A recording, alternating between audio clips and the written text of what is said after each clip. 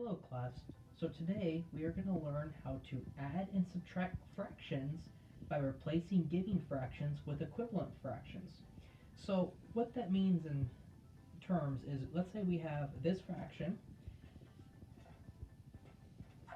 and normally with adding we have to find a least common denominator and then add the sides together and keep the denominator. But for this time we're going to do it in a separate way. We're going to add this fraction but with an equivalent uh, equation. So our equation that we're going to use is a over b plus c over d is equal to ad plus bc over bd. And when we have this equation, we need to look at this.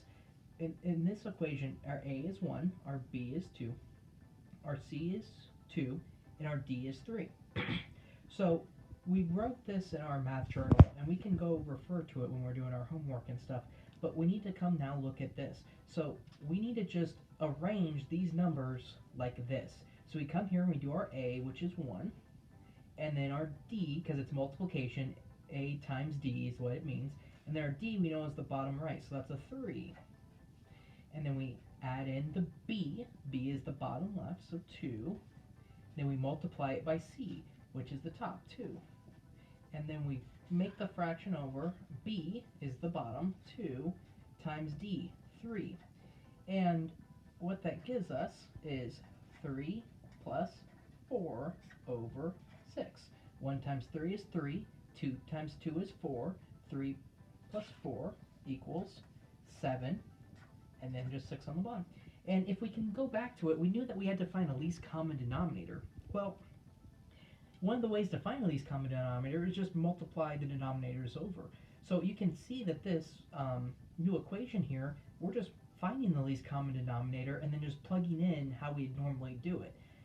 So when we do all that, it comes out to 7/6 here. Let's try another one that's a little bit tougher. So let's do 4/5 plus 3/4. So I have two fractions here, and I need to just put it into this equation. So I come up here to a, that's 4. Then we multiply by d, which is the bottom right, 4. Then we add, so b, bottom left, 5.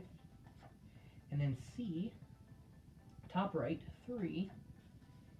And then we multiply it by b, 5 times 4. And now when we look at this, when we find the least common denominator, this is exactly what we've been doing in class. But instead of finding the least common denominator, they're just saying that 5 and 4's least common denominator is 20. And then if 20 is let's just say 20 is our least common denominator here, we would normally have to say 4 goes into 20 5 times, so we'd have to times this by 5. And if this was our least common denominator here, 5 goes into 20 4 times, so we have to times this by 4. But look at that, 4 times 4, 3 times 5. It's doing all of our steps for us, but just in this equation right here. So it's just assuming the least common denominator is this, the denominators multiply each other, and it does all this math for us already. So let's go back to here. 4 times 4 is 16, 5 times 3 is 15, and then that's over 20. 16 plus 15 is 31. Oh, forgot my equals. 31 over 20. 31 is a prime number, so we can't find the actual equation of this.